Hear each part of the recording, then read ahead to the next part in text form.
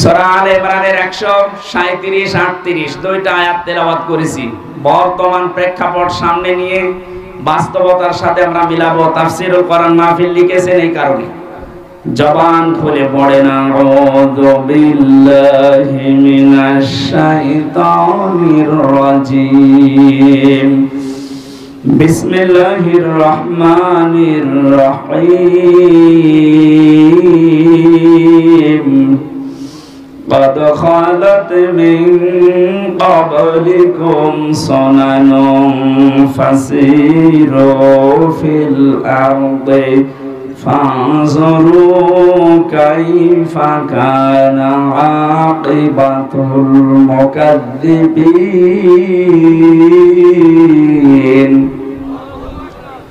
সূরা আলে ইমরান, এটা ইমরানের বংশধর সম্পর্কে নামকরণ করা হয়েছে। এর শানে নজুল আছে, ঐতিহাসিক প্রেক্ষাপট আছে, এবার বাস্তব শেখা। এগুলো বলতে গিয়ে আপনারা জানেন তো, প্রত্যেক মাহফিলে মানুষ এগুলো বলে। এজন্য আমরা সরাসরি তাফসীরে যাচ্ছি। কদ খালাত মিন ক্বাবলিকুম সুনানুন। আল্লাহ তাআলা বলেন, অবশ্যই তোমার পূর্বে আমি বহু জাতিকে তাদের জীবন আচরণের কারণে ধ্বংস করে দিয়েছি।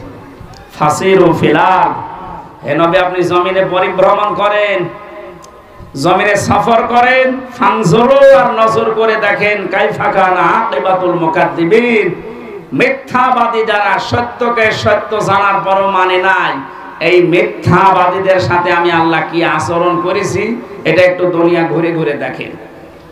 এই যে আদ জাতি, সামুদ জাতি, বিভিন্ন জাতির নাম আমরা কোরআনে কারিমে সূরা শুআরার ভেতরে আল্লাহ ধারাবাহিক ভাবে আমাদেরকে শুনিয়েছেন। এটা কি খেলা করার জন্য না কিছু নেওয়ার জন্য? যেটা নেওয়ার জন্য দিয়েছেন, হযরত হুদ আলাইহিস সালামের জীবনী থেকে আমি আজকে কিছু কথা শুনতে চাই। হযরত হুদ আলাইহিস সালামের জামানায় আল্লাহ যে গজবগুলো পাঠিয়েছিলেন, এই যে কদ খালাত মিন ক্বাবলিকুম সুনানুন, আপনার আগে আমি বহু জাতিকে তাদের জীবন চরিত্রের কারণে, হযরত হুদ নবীর যে জাতি ছিল, এই জাতির ভেতরে 4টা অপরাধ প্রবণতা বেশি ছিল। এক নম্বরে তারা দ্বীনের প্রচারক যারা ওই জামানায় ছিল তাদেরকে ওরা কষ্ট দিতে এবং মিথ্যা প্রতিপন্ন করত। এবার আসেন তো 1500 বছর পরে যে কোরআনে কারিমের এই আয়াতটা, এতদিন হাজার হাজার লক্ষ লক্ষ মানুষের আয়াতের তাফসীর করেছে, মানুষ শুনেছে। আজ বাংলাদেশের সাথে আয়াতটা মিলান। আজও যারা আসমানি কিতাবের প্রচারক, যারা কোরআনে কারিমের প্রচার করে, তাদেরকেও দেখেন কষ্ট দেওয়া হয় বেশি এবং তাদেরকে মিথ্যা প্রতিপন্ন করা যায় কি করে, সেই কায়দা কৌশল চলছে বেশি। যে আলেমদের কার টার্গেট নিয়েছিল জালেমরা, আপনি কোন আলেমকে যদি মেরে ফেলতেন হয়ে যেত শেষ, কিন্তু জালেমদের টার্গেট দেখেছেন ওদের কর্মপদ্ধতি। কোন আলেমকে এই দেশে মেরে ফেলার আগে, নিঃশেষ করার আগে এমন এমন দোষ তার উপরে চাপিয়ে দিয়েছে, পরবর্তী প্রজন্ম যেন আলেমকে ঘৃণা করে। এই কথা বলে দেখান। আপনি মাওলানা সাইদিকে মেরে ফেলতে পারতেন সেই প্রথম নিয়েই, কিন্তু ধরার পরে তো মারে না, এমন এমন দোষ তার উপরে দিয়েছে। সে নাকি ধর্ষক ছিল, মানুষের বাড়ি ঘরে আগুন লাগিয়েছে, মানবতা বিরোধী অপরাধ করেছে, এমন এমন দোষ তার উপরে চাপিয়েছে। সাক্ষী তো একটাও ধপে টেকে নাই, হিন্দু সাক্ষী পর্যন্ত পালিয়ে গেছে যে আমি দেব না। এখন প্রমাণ হচ্ছে যে না, উনি কোনো দোষে দোষী ছিলেন না, ওনার নাম ওইটা ছিল না, ওনার সার্টিফিকেট এখনো পর্যন্ত ইন্টারনেটে আছে, আপনি দেখতে পারেন। ওখানে লেখা আছে দেলাওয়ার হোসাইন সাইদি। আর যার নামকরণ করে ওনাকে ফাঁসি দেওয়া হয় তার নাম দেল্লু শিকদার, পাড়ের হাট, পিরোজপুরে বাড়ি। নামের পরিবর্তন মিলছে না, লোকটাও মিলছে না, অথচ তাকে এই দোষে দোষী করে তামাম দুনিয়ার মানুষের সামনে দেখিয়ে, শুধু দেখিয়ে যদি শেষ করে দিত হয়ে যেত। পৃথিবীর মানুষকে বোঝাচ্ছে যে বড় হুজুর বলে যাকে মানো তার চরিত্র দেখো এরকম। আমাকে রিমান্ডে আমার মনে হয় 10 দিনে অন্তত 9 দিন এটা আমাকে শুনিয়েছিল। এই যে যেই লোকটা এখন ধরা খেয়ে আয়না ঘরের দায়িত্বে ছিল, কি জানো কামরুল হাসান নাকি নাম, জিয়াউল হাসান।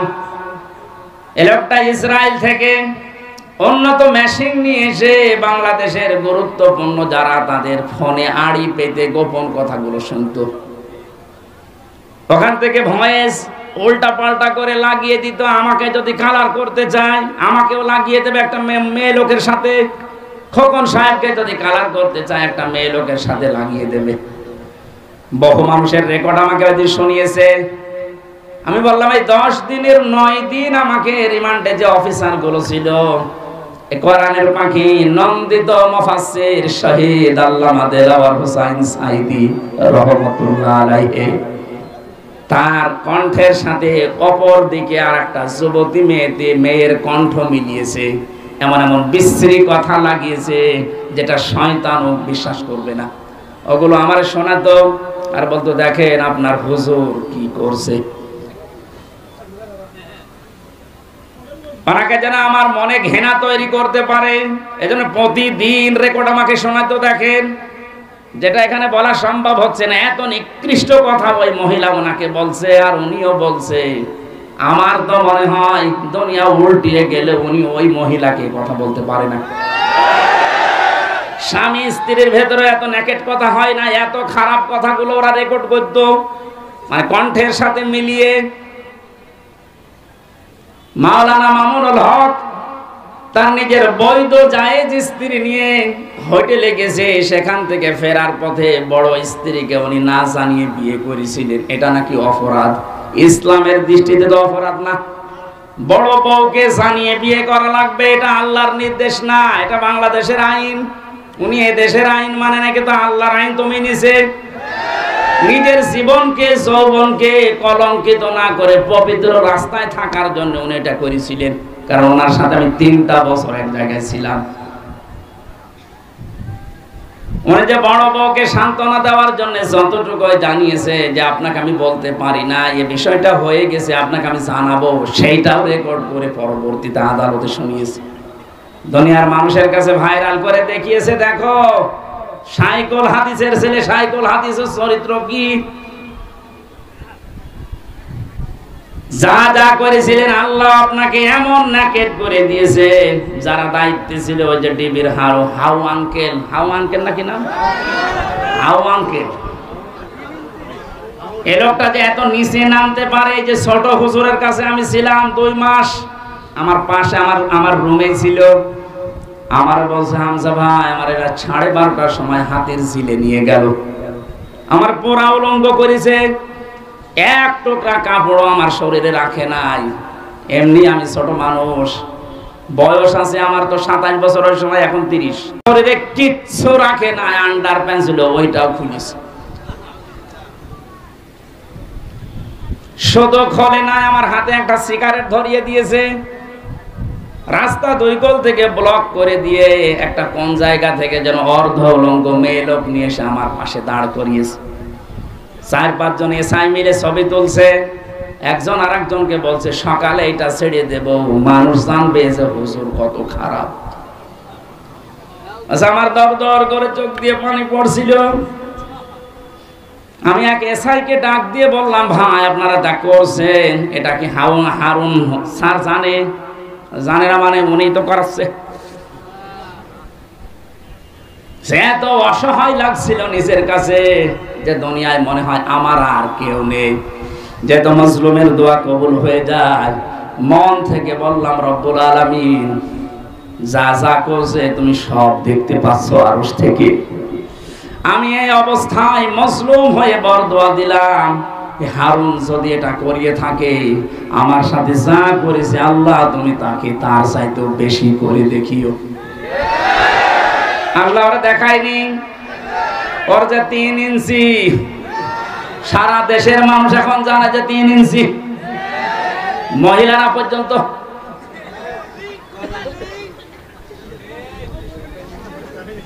যতগুলো মেয়ে লোক অবৈধভাবে তার কাছে যাওয়া আসা করতো সবাই এখন মুখ খুলছে, সবাই এখন বলছে হাউ আঙ্কেল।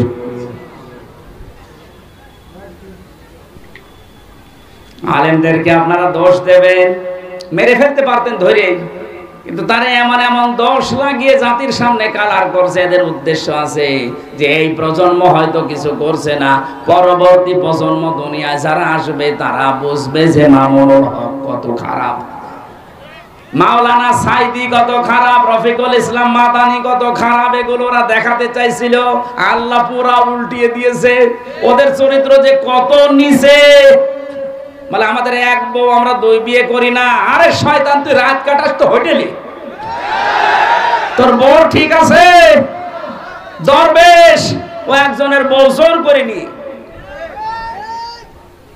নিজেদের চরিত্র শয়তানের চাইতেও খারাপ। আর ওরা আলেমদেরকে জেনার তহমত দিয়ে উল্টাপাল্টা ধারণা জাতির ভেতরে দিয়েছে। আমি এই যে কোরআন সামনে নিয়ে বলছি, মাওলানা মামুনুল হককে উল্টাপাল্টা ধারণা করলে আপনার ইমানের ক্ষতি হয়ে যাবে। আপনার চাইতে তার ভেতরে আল্লাহর ভয় কম নেই। সে কোন বাবার সন্তান আপনি দেখেননি?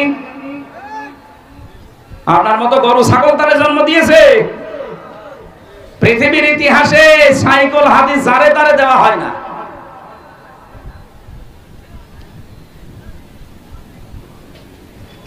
এই লোকটার নামে যা কালার করতে চেয়েছিল আল্লাহ পুরা উল্টিয়ে দিয়েছেন। ওদের তো সবই গোপন ছিল, এখন আল্লাহ পরে আছে সবই ওদের সহ্য করে দিয়েছে। এখন দেখ কেমন লাগে। সেদিন আদালতে তোলার সময় দেখলাম একজনকে লাথি দিয়েছে। আমার কয়েকদিন আগে মামলার হাসিরা ছিল, মামলা আমার সব ঢিসমিস হয়ে গেছে। আমি আদালত থেকে বের হওয়ার সময় দেখছি আল্লাহর এক ফেরেশতারে নিয়ে যাচ্ছে হাজী সেলিম। এই যে কত বড় শয়তান, বুড়ো হয়ে গেছে তাও মেয়ে লোকের নেশা কমে নাই। হাজী মানুষ বলে এ পর্যন্ত জব্বা গায়ে দিয়ে মাথায় টুপি দিয়ে মেয়ে লোকের সাথে নাচানাচি করছে। কথা আল্লাহ বন্ধ করে দিয়েছিলেন। নৌকা বলতে পারতো না, বলতো হৌকা। আদালতে দাঁড়িয়ে এজলাসে দেখছি হাওমাও করে কাঁদছে যে আমি প্রতিবন্ধী, আমারে মাফ করে দিন। কিসের মাফ? টোকায় থেকে শুরু করে এ পর্যন্ত আজ কত টাকার মালিক ও নিজেও জানে না। ওরা দেখে আমার ওই সময় আদালতে মনে হচ্ছিল দেখ কেমন লাগে। আলেমদের প্রতি উল্টাপাল্টা ধারণা করে বহু জায়গায় দেখেছি আলেমদের মাইক কেড়ে নিত। এদেশে নেই? এই কথা বলে না কেন? রাজশাহীর মাওলানা আফতাব আহমেদের মাইক কে যেন কেড়ে নিয়েছে কোন জেলায়, আমি দেখলাম ভিডিওতে। বাংলাদেশের বহু নাম করা আলেম যারা কোরআনের সঠিক কথা বলতো, এই যে মাওলানা আব্দুল সালাম বগুড়ার, ওর মাইক কেড়ে নিয়েছে। আমার মাইক কাড়ে নাই, কিন্তু আমার উঠতে দেয় নাই। আমার 100টার প্রায় 90টা মাহফিল 144 ধারা দিয়ে বন্ধ করে দিত। এখন আয় বন্ধ করতে আয়। সেদিন বাংলাদেশের গোয়েন্দা বিভাগের প্রধান যিনি এখন দায়িত্বে আছেন আমাকে বলছে, হুজুর যেখানে যেই ফোর্সে কোরআনের কথা বলা লাগে ওই ফোর্সে বলবেন, কোন অনুমতি দেশে নেওয়া লাগবে না। কিসের অনুমতি? যদি কেউ বাধা দেয় আমারে শুধু একটু জানাবেন, ও ঠ্যাং ভেঙে ফেলবে। আমি বললাম যে স্যার আপনি এতদিন ছিলেন কোথায়? হুজুর আমি নতুন দায়িত্ব পেয়েছি, আমি মুসলিম, মুসলমানের যা কাজ আমি তাই করব, আপনি দোয়া করেন। আর কোন জায়গায় কোনো বাধা আসবে না ইনশাআল্লাহ। সুতরাং এই 8-9 বছর তো আমি এই ময়দানে ছিলাম, তার ভেতরে 3 বছর ভেতরে ছেলে, বাকি যে 7-8 বছর প্রচার করেছিলাম যত বাধা পেয়েছি। এখন আসেন তো দেখি কোন মায়ের দুধ খেয়েছেন, আমি দেখবো। আসেন, স্টেজ পর্যন্ত আসতে গেলে আপনার ঠ্যাং ভেঙে যাবে ইনশাআল্লাহ।